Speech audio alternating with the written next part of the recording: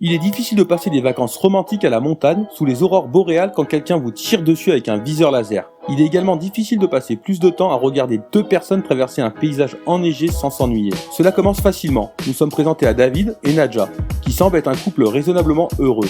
Malgré la maladresse bizarre mais légèrement charmante de David, est-ce vraiment une comédie romantique confortable devant laquelle vous êtes assis? Non! Si vous êtes bercé par cette illusion, Red Dot est assuré de vous faire sortir à nouveau tôt ou tard. Un an et demi plus tard, la vie quotidienne a fait des ravages. David travaille trop et l'étudiante en médecine Nadja en a assez de s'occuper du service au sol. Une trappe de la machine à laver cassée déclenche une crise dans cette relation et David tentera de sauver la situation. Cependant, surtout pas en réservant un week-end romantique dans un hôtel luxueux comme n'importe qui de normal. Non, il traîne Nadja dans une randonnée en montagne pour qu'il puisse se geler les couilles dans une tente au milieu de nulle part. Même sans psychopathe, cela ressemble à un endroit assez glauque. Déjà en montant, il coupe avec les locaux lors d'une réunion moins agréable dans une station-service avec deux frères menaçants. Le fait que les habitants de Stockholm ne soient pas rendus populaires dans la région est encore plus clair plus tard, dans la nuit. Lorsqu'ils sont allés loin dans la toundra solitaire, ils ont installé un camp pour la nuit. Quelqu'un commence à les filmer complètement soniques avec un viseur laser, d'où le point rouge mentionné dans le titre. Raisonnablement, Nadja et David trouvent approprié d'abandonner leur séjour romantique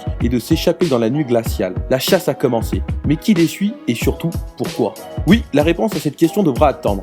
Car d'abord, elle sera combattue contre toutes les épreuves du désert enneigé, et bien sûr avec le chasseur furieux dans l'ombre. Il est ennuyeux de devoir voir la première production de film suédoise Netflix, mais complètement inégal à quel point cela devient monotone. Il existe de nombreux bons exemples de films qui parviennent à créer du suspense dans des locaux similaires, mais Red Dot n'en fait surtout pas partie. Nos protagonistes ne font guère plus que geler, paniquer et prendre de mauvaises décisions. Cela donne très peu d'incitation à se soucier de la façon dont ils vont. Pour ceux qui s'interrogent encore, cela se passe bien faut-il dire. Après avoir commencé comme une comédie idiote, Red Dot fait un patchwork complet pour devenir vraiment sombre et violent. La violence qui est montrée dans l'image n'est certes pas bien pire que ce à quoi le spectateur raffiné moyen est habitué. D'un autre côté, Red Dot surprend dans ce qui se passe en dehors de l'image ou en fait allusion, en brisant à la fois un ou deux tabous classiques sur qui peut être exposé à la violence sur le film avec brio. Il est difficile de dire quoi que ce soit sur les efforts d'acteurs, car les personnages agissent souvent de manière si illogique qu'il n'est pas toujours possible de s'identifier à eux. Le scénario n'est pas convaincant et l'excitation est absente, malgré un ciel qui coule dans la neige pendant des épreuves croissantes. Le temps du film est partout. Vers le troisième acte, Red Dot parvient à offrir quelques surprises, que vous pouvez également conclure avec le résultat en main qui a été implanté bien plus tôt dans le film,